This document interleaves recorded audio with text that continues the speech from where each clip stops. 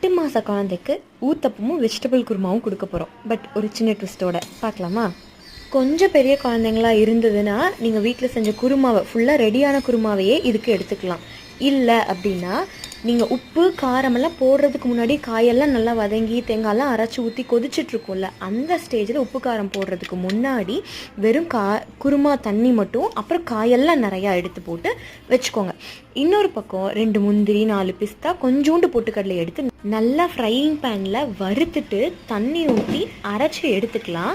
இந்த குருமா காயோடு எடுத்து வச்சுருந்தோம்ல, அதை நல்லா ஸ்மாஷ் பண்ணிவிட்டு நம்ம அரைச்சி வச்சுருக்கிற இந்த பேஸ்ட்டை, பொட்டுக்கடலை பேஸ்ட்டை அதோட சேர்த்து நல்லா கொதிக்க விட்டு எடுத்துக்கணும். அதுக்கப்புறமா குட்டி குட்டியாக ஊத்தப்பம் நெய் ஊற்றி எடுத்துட்டு இந்த நம்ம ரெடி பண்ணி வச்சுருக்கோம்ல கிட் ஃப்ரெண்ட்லி குருமா, அதை இந்த ஊத்தப்பத்தில் ஊற்றி நல்லா மசிச்சு கொடுக்கலாம்.